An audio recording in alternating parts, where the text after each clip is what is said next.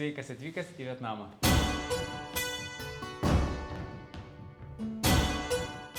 Sveiki visi, sveikas Marikai. Iš pradžių gal išgeriam po puodelį arbatos vietnamietiškos, kad mums atpalaiduotų mūsų visus nervukus ir judėtųsi mums daug lengviau. Tai nes tikrai bijoti reikia. Celibatį gyventi. Noriu sixpacko, turbūt nelabai pavyks. Vienoje rankoje pastai piragas, kitoje rankoje svarmenys. Ir jeigu vis dar nori tą saldainį ar burgerį, suvalgyti, bet dažniausiai nenorėsi jau. Į sveikatėlę. Sveikatėlę. Trumpam tave atitraukiu su 3 prašymais. Spustelti man laiką, padaryti subscribe bei parašyti trumpą komentarą. Tai pagelbės šitą video greičiau augti, bei daugiau žmonių jį pamatys. Dėkoju tau, judam toliau. Ir kaip tik mūsų šiandien svečias yra apie tai, kad jisai nebijo. Nes jisai netgi surado būdą, kaip dirbti nuotoliniu būdu, bet keliauti ir realizuoti savo svajonės. Bei ne vieną svajonę, kad tik keliauti, o ryžosi eiti dar savo norų išpildymo, tai atidarė savo filosofiškai sukurtą idėją, kaip realiai galima eiti sportuoti bei valgyti, ką nori. Tai yra labai įdomus triukas, apie kurį šiandien Marikas ir papasakos. Tik vieną momentą gal pastebėt, nebijoti, nes tikrai bijoti reikia kartais. Ir jeigu nebijosi, tai reiškia atjungi savo kažkokį instinktą tokį pagrindinį. Tai Taip. Bijoti tikrai nebijoti nepavyksta ir bijoti yra normalu. Tai jeigu bijote, tai viskas ok su tuo. Reiškia, tu gyvas. jo, tai nebijoti, tai čia ne pasirinkimas, nes reiškia nieko naujo nedarai. Kaip taip nebijojai pakalbėti su tavo darbdaviu, kad išleistų tave ilgesniam laikui ir padirbtum tu nuotoliniu būdu? Tai noro visada buvo, tai pastumėjimo kažkokio nereikia, jis tik vyrė vidų ir reikėjo, kad jis jau įeitų į kažkokius veiksmus nueitum. Bet turbūt buvo paprasčiau dėl to, kad visada rinkausi, ar pritraukiau pats, nebūtinai rinkausi ir mane rinkosi, bet atsiradau, sakykime, įmonėse, kur buvo vertinamas gal žmogus labiau negu kitur ir tą aš pamatydavau irgi, tai tada ir man tas patikdavo ir turbūt ir žmonėms tada aš tikdavau, nes mes vertinam žmoniškumą, sakykime, žmogiškumą. Ir pagal tai tada jau nebuvo sunku ir kalbėti, tai nebuvo kažkoks baisus žingsnis. Tai buvo tiesiog nuėjimas ir pakalbėjimas, kad pas mane yra toks noras, greičiausiai geriau dirbsiu, jeigu taip bus, nes ateina laikas vis tiek. Pirmoji darbovietė, kurioje praleidau daugiausiai, šiaip laiko ten apie 6 metus dirbau, tai irgi buvo susijęs su kelionėm, sakykime, tai buvo irgi paprasčiau dėl to, tai nebuvo pokalbis dėl to, kad reikia kažkur išvykti, tai buvo susijęs su darbu dažnai. O jau kitose darbovietėse tai buvo taip nuotolinis darbas ir prašymas prašyti dėl nuotolinio darbo. Ir bet manau, čia geras šiaip parodimas Mariko pavyzdžio, kad irgi žiūrėti darbą kartais ne tik dėl, pavyzdžiui, algos, o dėl to, kaip tu realiai jausies tenai ir kaip tu komfortiškai galėsi, pavyzdžiui, keliauti arba dar kažkokius kitus dalykus daryti, nes gali būti, kad tas 100 eurų gal tu kažkur mažiau gali ir gauti, bet užtat gausi kitus funkcionalumus, kaip, pavyzdžiui, tave išleis ir gali dirbti nuotoliniu būdu iš Vietnamo arba iš kitos kokios šalies ir už vien tu mėgausies pasauliu. Bet čia netgi staupysi daugiau negu tas 100 eurų. Ir dabar keliauju irgi, pavyzdžiui, būtent šiuo atveju keliauju su sese, jinai kaip ir gal neturi galimybės dirbti nuotoliniu būdu, bet kadangi irgi, kaip suprantu, vertinant ten žmoniškumą, tai tiesioginis vadovas leido paimti daugiau atostogų ten ir kaip ir istorinių atostogų ir į ateitį. Bet tiesiog leido, tai svarbu turbūt apie žmoniškumą, o ne apie patį darbo galimybę nuotoliniu būdu, nes yra darbų, kurių tikrai negali dirbti nuotoliniu būdu. Taip. Pas man irgi buvo istorija viena, tai vat, kai dirbau bendra grupiai ir kai išeidinėjau iš tenai, o aš mėgau labai irgi daug keliauti, atostogauti. Ir kai išeidinėjau, pas mane sako, tik pas man viena yra problema, kad tau neišmokėsim atostoginių, nes pas tave yra per daug netgi išnaudojama atostoginių. Tai va, aš irgi visai ir tada mėgau labai daug keliauti. Tai kad tiesiog nebijokit, keliaukite, reikite savo vadovais, manau, kalbėkite, pasimkite tos drąsos ir jie tikrai supras, jie net kaip tik, manau, įvertins, kad jūs norite pamatyti pasaulį ir atvažiuosite dar šiek tiek su platesniu požiūriu į pasaulį. Tai kad, manau, darbdavys dar labiau tai vertins jūs, negu įsidėsit visą laiką kamputį ir tyliai savo nieko nerodysite apie save. Marikas – idealus pavyzdys, kaip gyvenimo vingius galima sudėlioti pagal save, o ne kad jie dėliotų tave. Oh my God! O vis tiek mes einam prie kažką darant, turim kažkokių savo vizijų, turim kažkokių savo tikslų. Ir tas tavo kelias dabar pasirinktas ir tokių vat, kelionių didesnių, ir Motive 8 tą visą programą tavo sukurta, turi vis tiek kažkokį tikslą, tai link kažko eini, tai link ko tavo kelias juda. Toks platesnis tikslas tai turbūt padėti žmonėm ir savo daryti veiksmus, kaip nuo ko mes ir pradėjom, tai daryti veiksmus, nes realiai smegenims mūsų nėra svarbu, ar tu pagalvoji, ar tu padarai, jie gauna labai labai panašius ar net identiškus impulsus. Tai nedaryti viską galvoje, bet daryti tą iš tikrųjų. Nes jeigu pagalvoji, kad pradėsi sportuoti, galbūt dar kažkam papasakoji, kad dabar aš pradėsiu sportuoti, arba keliauti, arba dar kažką, arba projektą pradėsiu, arba jau surašai labai gražiai kokį biznio planą. Aišku, nenuvertinu aš, kad reikia turėti biznio planą, bet jeigu labai ilgai apie kažką galvoji, tai smegenys gauna tos pačius impulsus, lyg tu jau būtum tą padaręs. Ir tada labai toks nusėda tavo motivacija tą daryti, nes smegenimi jau tu užkrovi tos energijos, kad vat, jau čia taip gerai, jau čia viskas, nors iš tiesų tai bus kažkada ateityje, bet smegenys tą priėma kaip jau įvykusi dalyką. Tai dėl to čia vienas gal iš tokių svarbesnių. Aš irgi taip skaitau, kad geriau negalvoti apie ten 10 atsispaudimų, o juos ir padaryti. Ir tada tu kiekvieną kartą ir dar lengviau darysi ir po to netgi tavo kūnas jau sakys, o aš noriu tų atsispaudimų. Tai manau, tai tikrai labai geras dalykas, kad būtinai reikia daryti. Nes aš pats daug labai svajoju, o kartais tas svajonės lieka tik tai mano galvoj. Tai dar tas svajonės. Tai va turi turbūt irgi svajonės kažkokias įdomias, tai pasidalinkim su mūsų žiūrovais. Vis tiek kažkas, kai pasakysi, tai įmesi tą cinkutę, kad greičiau įsibildytų. Jo, tai irgi, sakykime, gal dvi svajonės, viena tai susijusi gal irgi su projektu ir gan tokia gal plati. Tai tiesiog šiais laikais nuo širdies ligų miršta daugiau žmonių negu nuo, nežinau, alkoholio ar rūkymo, ko aš nei vieno iš šitų nepropaguoju, bet tiesiog norisi padėti žmonėm, kad pradėtų galvoti apie tą dalyką, tai toks labai platus, nėra jis kažkoks egoistinis. O antras susijęs su kelionėm, tai gal egoistinis, tai tiesiog norėčiau pamatyti kuo daugiau skirtingų kultūrų. Ir yra čeklistas, aišku, šalių, kur reikia nukeliauti ar kitais, ar dar kitais metais, bet labiau tai nėra tas čeklistas, kur pažymėt žemėlapį, bet tiesiog pamatyti skirtingų kultūrų. Kaip pat ir jūs planuojat keliauti į tos Himalajus, tai man tas yra, kad nebūtinai nukeliauti dabar į Indiją ir checkboxą padaryti, nes pamatėjai Mumbajų ar ten New Delhi, bet pamatys kitokią kultūrą. Tai toj pačioje Indijoje tu gali nukeliauti ir į Goa, kur ten daug turistų ir pamatyti ten, kur visai faina, pamatyti labai didelį miestą kaip kokį Mumbajų, o gali nukeliauti į Himalajus ir pamatyti iš vis kitokį gyvenimą. Tai va, tokie kultūrų pamatymai ir tai turbūt yra labiau svajonės dabar negu užspalvinti žemėlapį, kad nors anksčiau tai taip ir buvo, kad vos ne iš oro uosto išvažiavai, nes turėjai ilgą persėdimą, 4 valandas pažiūrėjai į miestą, viskas, matėjai šalį. Tai va, išvengti tokių, labiau pamatyti skirtingas kultūras. Čia labai geras požiūris, nes iš tikrųjų mes irgi su Lonu dabar važinėjim ir pas man visai būdavo toksai, kad aš norėjau maksimaliai pabūti kažkokioje vietoje, tam, kad įeiti į tą kultūrą, nueiti maksimaliai visokiausiai vietinius renginukus, į vietinius kavinukės, kad pajausti, prajausti, kaip jie iš tikrųjų gyvena ir maksimaliai pabendrauti su tais pačiais vietiniais.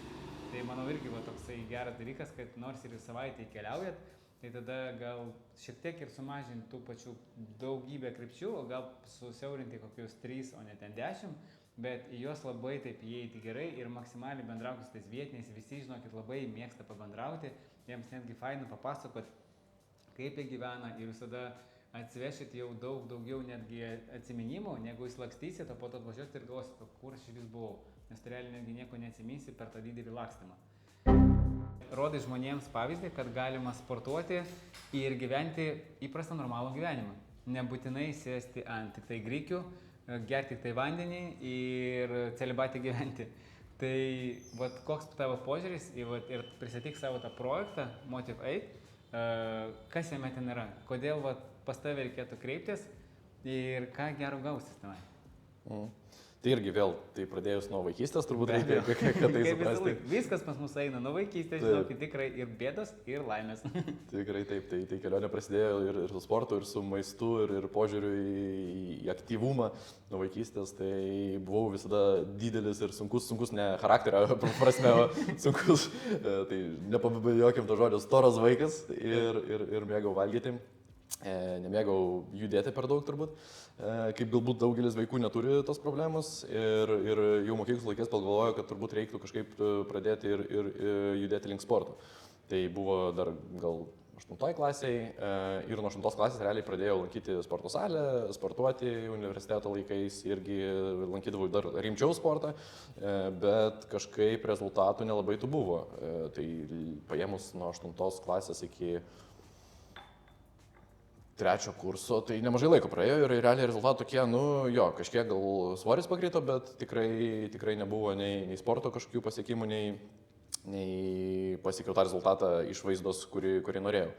Ir tik kai pradėjau gilintis pats į visus niuansus, o ne tik ką išgirstu iš televizijos, iš influencerių, nes, kaip ir sakėjai, išgirsti grykiai, viskas valgau savaitę grykius, nes tas tiesiog tą garsiau girdi iš aplinkos. Ir pats, nežinai, jeigu daug kas kalba, reiškia turbūt veikia. Jeigu sako, reikia gerti dabar 2 mėnesius sultis, viskas gerai, geriam.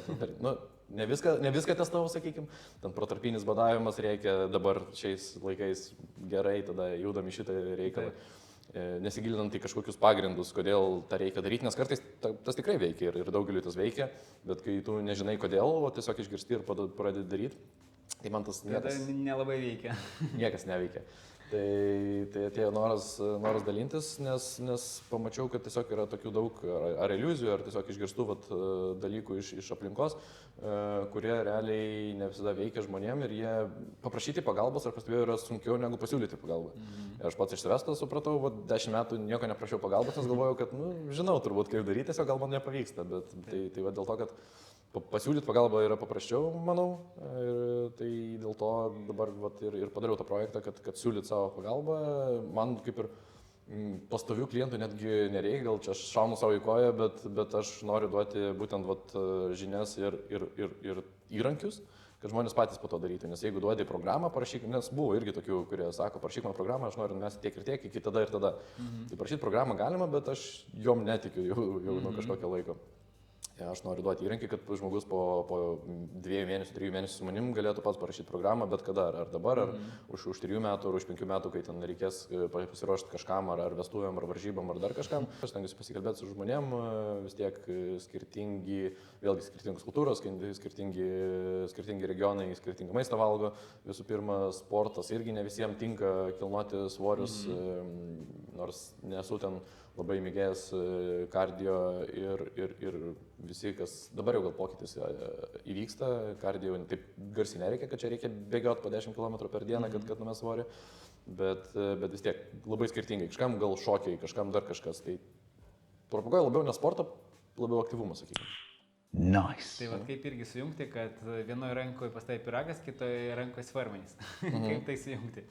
Jo, tai vienas kelias, kuris iki šiol mane lydi, tai kad vieni sportuoja, kad turėti presą, aš sportuoju, kad galėčiau daugiau suvalgyti skanėstų.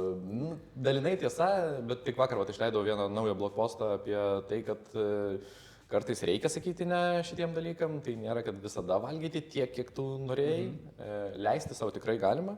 Ir tavo apie tai ir yra šita visa idėja, kad leisti savo, bet pagrindinis dalykas tai yra suprasti, kodėl tu nori ir ar tikrai nori. Galbūt ne, galbūt vis dėlto tie piragai kasdien yra tau maloniau ir gyventi tada tu gali ramiau, negu visą laiką nervintis, kad turi atsisakyti kažko. Tai jeigu tu suprasi, kodėl tą darai, tai manau, tada daug lengviau bus ir atsisakyti. Tai tiesiog atsisakyti dėl to, kad noriu sixpacko, turbūt nelabai pavyks. Bent jau taip, manau, nes turėtų būti kažkoks tikslas už tikslo. Ir toks, angliškai tai desire, tai nėra tas pats, kas goal. Tai čia reikia irgi atskirti, kad jeigu turi kažkokią mintį, noriu preso, ar noriu gerai atrodyti, tai kodėl tu nori tą pasiekti. Gerai atrodyti. Ir prisipažinti pačiam savo, nebūtinai ten turi dabar rėkti visiems, kodėl tu tą darai, bet prisipažinti pačiam savo ir atviram būti prieš patį save, kodėl to reikia. O tai svarbiausia ir manau sunkiausia yra būti atviram pačiam savo. Bei realiai dėl tų pačių atsisakymų visų tų, pavyzdžiui, tai didelis stresas šiaip iš karto kūną eina ir manau, kad tu jeigu iš karto atsisakai visko ir bėgi ten ant tų košių, ant visko, tai tu tiesiog gali psichologiškai būti nepasiruošęs. Tai šiaip ir fainai, kad Mariko filosofija yra iš pradžių per kalbėjimą, per ramius labai visus tos žingsnius, įėjimą, per tos pačius tiesiog pasivaikščiojimus, kurie aš manau jau daug ką duoda. Jeigu žmogus netgi prieš tai nesportavęs, o jisai su tavo pagalba jau tiesiog pradės išeidinėti iš namų, eis į miškus ir šiek tiek nors sumažins savo kažkokį tą kiekį, kažkokių, jeigu daug labai valgo saldumynų, į tą tik reikiamą kiekį, o nenorimą, tai jau bus tikrai didelis efektas. Svarbu suprasti ir tą patį, kodėl tu sieki to ten ar donuto, ar pizzos, ar dar kažko, ko nori, nes dažnai tai būna tiesiog poreikis dopaminui, kurį galima pasiekti ir kitaip.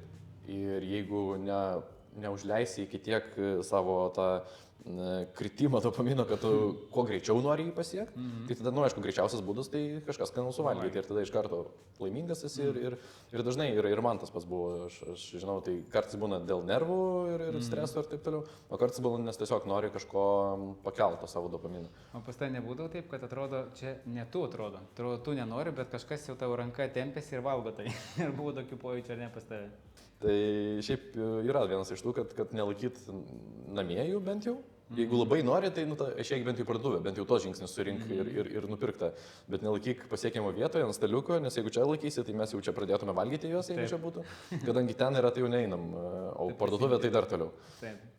Tai mažiausias, ką gali padaryti, tai nelaikyt namie, jeigu žinai, kad kartais traukia tas refleksas kažką paimti, tai padėk, nežinau, morkas, dar kažką, obolį ir kažkas sveikesnio.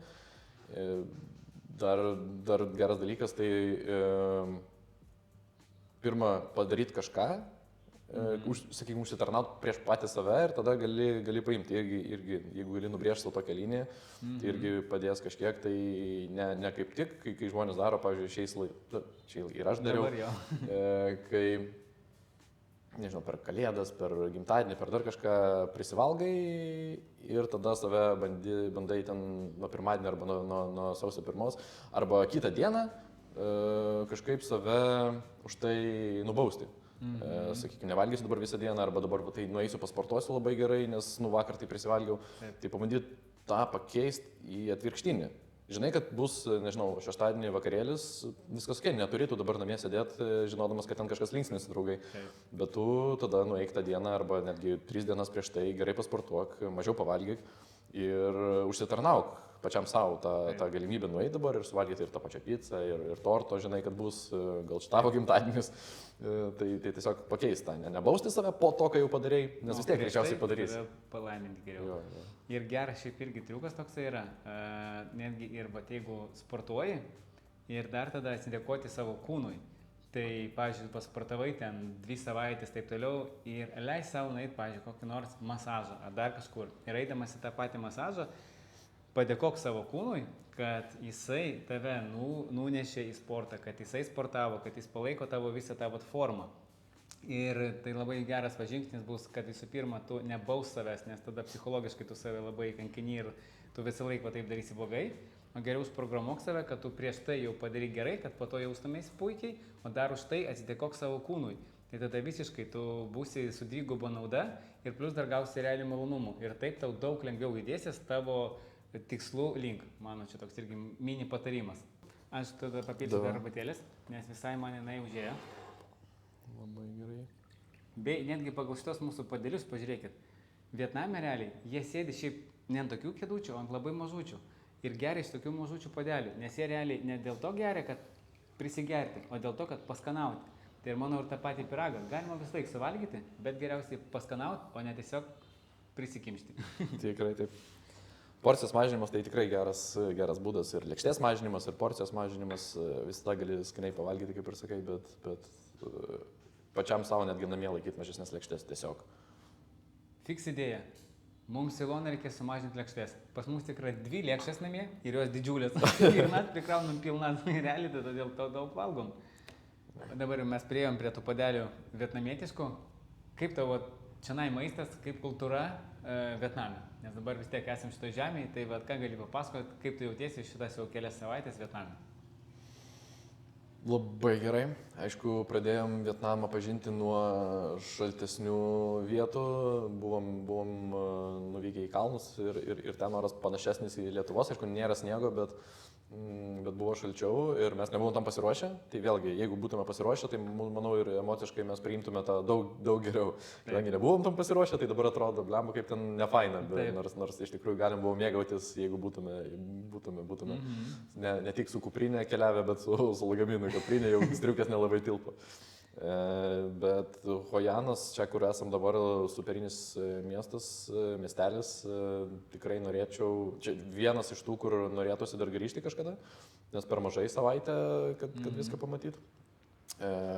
Kadangi iki čia dar keliavom ir per Tailandą, ir per Malaiziją, tai tokių vietų, kur dar norėčiau grįžti, gal netgi ir nebuvo iš šitos kelionės, jeigu galvojant. Nes Tailandė tos salos tai buvo tokios labiau party salos, turistinės salos, kur faina nukeliauti ir praleisti laiką, bet kad ten gyventi mėnesį turbūt nenorėčiau, gal čia irgi mano būdo reikalas, o čia tikrai faina ir gera buvo rekomendacija pasirinkti ne Danangą, o... Hojanas, realiai jau kažkas nori atvažiuoti, šiek tiek pailsėti, pabūti ir čia yra pliažas, čia yra gražus senamiestis, labai skanus maistas, apie kurį dar aišku papasakos Marikas, nes aš kol kas tik suradau savo porą kavinių vegetariškų. O Marikas papasakos, kokios jis šiaip ragavo skanumynus, gal kažką tokio ragavai, kas yra, ko nėra Lietuvoje. Tai stengiausi ragauti čia viską, ko nėra Lietuvoje. Maistas, jeigu toks paimt, ką valgo vietiniai, tai turbūt yra toks paprastesnis, nes mėsa yra... Šiaip, Vietnamas nėra turtinga šalis, tai vienas iš kriterijų, kodėl aš pasirinkau čia nukeliauti, nes galima nebrangiai čia pragyventi. Bet iš kitos pusės, jeigu tai rautis pas vietinius rekomendacijų, kur pavalgyti, tai jie aišku rekomenduos tą, ką valgo patys. Ir ten mažai yra mėsos, o aš pats mėgėjas mėsos pavalgyti. Tai tiem jų vietiniai maistai, sriubos ir visa kita, dažnai būna tokie su labai mažai mėsos, netgi jeigu pagrindas yra mėsa, bet dėl to visai skaniai susivalgo čia vegetariškas maistas, nes čia jie gali skirti turbūt daugiau savo arba pinigų, arba jis tiesiog yra pigesnis ir jie tiesiog geriau jį padaro, aš tai pastebėjau, nes mėsos, tas sriubos, makaronai ten ir ryžiai visokie, tai labai simboliškai su mėsa, tai gal geriau tada net neskirtam pinigų, o paimti vegetarišką skanų, negu nelabai skanų mėsos patiekalą. Tai... Aš manau, jie dar nesuprato, kas čia tokia vegetariškas ir kad jisai turi būti brangesnis. Dar jų marketingas nedirbo taip. Pas mus jau realiai Lietuvoje dirbo taip, kad vegetaras reiškia X2, o pas jos tai netgi pigiau, taigi čia tiesiog žalytė, nereikia nieko ten kapoti, užmušti, tiesiog sukapojau ir daviau to valgyti. Ir va čia irgi parodo, kad šiaip iš tikrųjų vegetariškas maistas jis nėra brangus. Tiesiog, kaip prie to priėjo marketingas. Tikrai taip. Tai va, čia buvo gal vienas iš tokių atradimų, kad kaip žmonės čia daro savo kasdienį gyvenimą, kaip restoranai, kaip kavinės prieina prie šito klausimo. Tai. Minėjai, kad dar turi 5 paruošęs mums įdomius punktus, kurie kažkaip motyvuos žmonės dar geriau pajudėti link sporto gal. Tai pirmą mes jau išgirdome, kokius dar turi? Tai pirmas turbūt buvo ten, kur maistą toliau laikyti, ar ne? Tai vienas iš tų, antras toks biški platesnis, tai, nes, pavyzdžiui, ar merginos, dažniausiai turbūt merginos, bijo eiti į salę, nes galvoja, kad ten visi žiūri kreivai, vertina, tai kartais, jeigu labai ryškiai apsirengi, bet šiaip tai dažniausiai niekam tu nerūpi, kaip tas blogai neskambėtų, bet niekam tu nerūpi, taip kaip tu rūpi savo ir kiekvienas taip galvoja, ta prasme, kiekvienas galvoja apie save, kaip jis atrodys. Ir nuėjus į salę, tai 100% žmonių visi ir galvoja apie save. Tai kodėl kažkas pergyvena, kad jis blogai atrodys prieš kažką, nes kiekvienam dzin, ką tu darai. Tai dėl to tiesiog nebijoti eiti į salę, nes dažniausiai pasitaiko pas merginas, pas vaikinus dažnai, taip, negirdėjau taip dažnai, kad bijotų į salę, nes kažkas žiūri. O merginos jo, nežinau, kaip ten prieiti prie treniruoklio, dar kažką, tai va tas, kad tiesiog dar vienas toks, nežinau, ar čia patarimas, tiesiog pagalvoti apie tai, kad dažniausiai tu nerūpi. Ir įsivaizduokit, kad visi vaikšto po salę, galvoja, kad kaip aš atrodau kitam, o realiai visi galvoja apie save. Ir nieks į kitą nežiūri, tikrai nebijokit, eikit. Tai tiesiog aš manau, reikia sumažinti savo ego šiek tiek, tiesiog eiti, daryti, nes ateina pavasaris ir vasara. O va tenai, tai gal kažkas ir tave žiūrės. Tai kad reikia pasiruošti tam tavo pavasariui, o kur geriausiai pasiruošti, aišku, žiūrėti pas Marikai puslapį ir jo nuorodą aš paliksiu po video, kuris galėsit užeiti, pasiskaityti, o taipogi pasiusiprenumeruoti kitokį prieimą prie sporto. Ir vasarą atrodo gražiai. Teisingai. Arba bent jau gerai. Aš manau, kai jau atrodysi gerai savo, ne, tai tu būsi ir aplinkiniams daug įdomesnis netgi. Taip. Nes asmeniškai irgi, vat, aš nesenai žiūrėjau šiaip tai vieno dainininko irgi interviu ir šiaip pasipaklausė, dėl ko tu sportuoji. Sako, kad realiai patikti savo. Tai aš manau, svarbiausia eiti dėl savęs viską daryti, o ne dėl kažko. Ir tada tu pasieksi daug didesnių ir geresnių rezultatų, nes tu realiai džiaugsis tikrai dėl savęs. Tai bus super. O gyvenam vis dėlto, kaip nebūkim egoistai, bet dėl savęs. Tai būtent, tai antras dalykas, tai kad nerūpime dažniausiai, rūpime savo ir to turėtume rūpintis. Trečias irgi buvome paminėję, kad rasti tą tikslą už tikslą, tą tokį vidinį, kurį bent jau pripažinti savo, kodėl tą darome. Tai čia tokie platesni, o mažesni, nuo ko galim pradėti, tai tiesiog judėti daugiau, nebūtinai sporto salę, pradėti sekti bent jau žingsnius, judėjimą namie su vaikais, namų ruošą, daugiau to daryti, nes nuo to prasideda ir realiai, kur mes sunaudojame daugiausiai energijos, nes kas yra svoris, tai yra energijos pokytis, kiek mes gaunam ir kiek mes išleidžiam. Ir taip pat jeigu išleidžiam daugiau, tai tada svoris krenta, jeigu gaunam daugiau negu išleidžiam, tai svoris auga.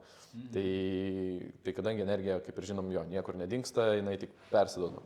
90% energijos mes išleidžiam tiesiog aktyvumui. Tai, kad mes virškinam maistą, tai, kad mes smegenys dirba, širdis dirba, šiaip organizmas gyvas, tai mes išleidžiam jau vien tam didžiąją dalį savo energijos, o visa kita tai yra kasdienis aktyvumas. Ir sporto salė, kiek galima išleisti energijos sporto salėje.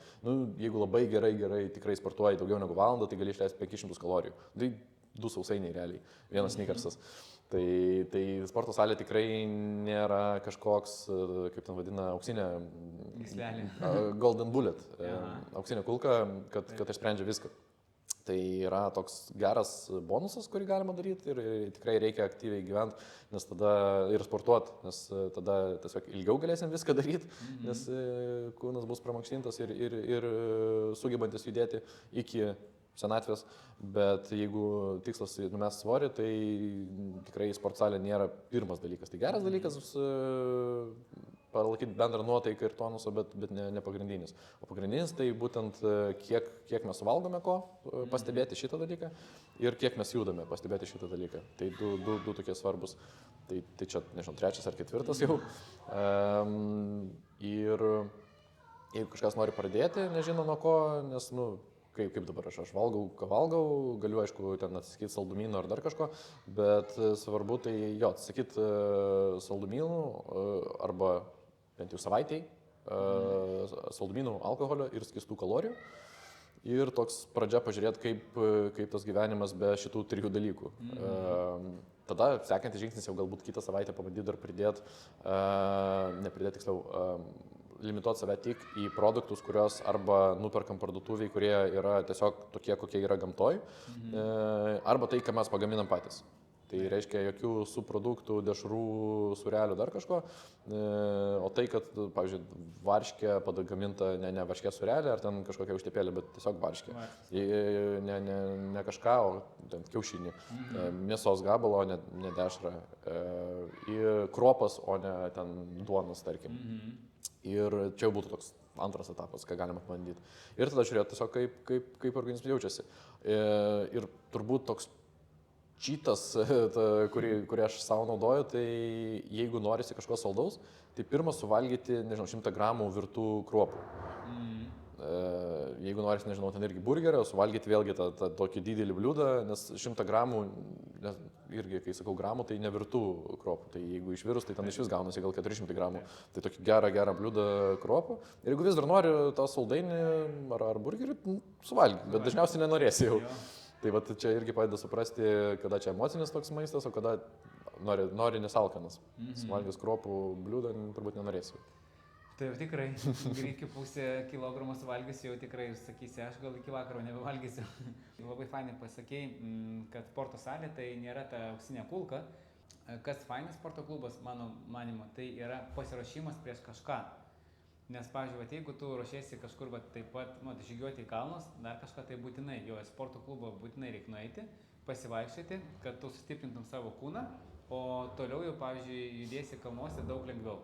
Nes kaip mes irgi vedam žmonės ir matom, kurie jau šiek tiek nors pasiruošė ir pavaikščioja į sporto klubą arba pasivaikščioja po miškus, jie jau atvažiuoja į tą patį žygį visiškai kitaip pasirengę. Tikrai taip. Ir kalnai yra geras labai pavyzdys, kur pasiruošimas reikalingas, jeigu rimtą žygį nori nukeliauti.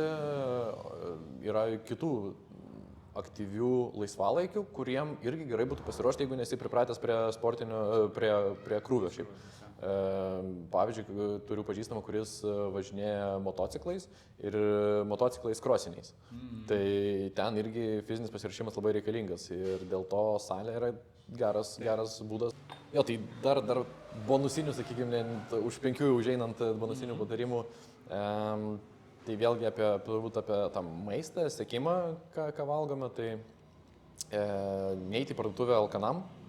O tai čia tiesiog kirtinė klaida, kai eini alkanas į parduotuvę, aš pamenu tas dalykas. Tai va, tai tiesiog jo, nes merchandisingas yra visa kryptis, kuri skirta tam, kad mes nupirktume kažką, ko neplanavome. Ir brandai, dideli brandai dirba ties tuo, turi komandas, kad mes nupirktume tą, ko neplanavome. Tai jeigu jūs galvojate, kad jūs vienas galite nueiti ir kovoti su komanda, tai neįmanoma. Be abejo, tai ir ne viena komanda, Coca-Cola turi savo, Snickersas ir taip toliau. Tai tiesiog tikrai nepakovosit prieš komandos, o jo labiau alkanas. Tai jeigu sotus eisite parduotuvę, gal dar yra šansų, kad laimėsite šitą kovą, bet ne alkanas. Tai tikrai neikite į parduotuvę. Geriausiai, aišku, su sąrašą eikite, bet jeigu jau sąrašas gal jums per didelis toks prisirišimas prie kažko ir nenorite to sąrašo turėti, tai bent jau neikite alkanas ir tada nupirksite žymiai mažiau nereikalingų. Ir sutaupysite pinigėlius kelioniai. Čia tikrai 100%. Bei man visai būdavo, aš šiaip eidavau į parduotuvę su sąrašu, nes man kitaip tai tikrai prisirinkdavau to, ko nereikia, žiūriu visą maišą, dar prisipirki tikrai nereikalingų dalykų, svarbiausia po to dar sukės, tai ir tu išmeti, tai šis būna tada nonsensas toksai. Taip. Nu kaip skaitai? Šiaip dabar datulės ar saldainiai? Ką tu pasirinktum? Vėlgi, žiūrint kam. jeigu tu tikrai nori kažko saldaus, tai su datulė nelabai save apgausi. Jeigu tikrai jau ilgą laiką laikėsi dietos ir žinai, kad nusipelniai ir tada jau galvoji tarp datulės ir saldainio, tai paimk to saldainį, nes turbūt užsitarnavai, nes datulė dažniausiai neapgausi, kai būna tie proteininiai batonėliai, kur žmonės bando save apgauti, nes nori sneakersą ir užsikemša tais batonėliais ir kalorijų surinka dar daugiau.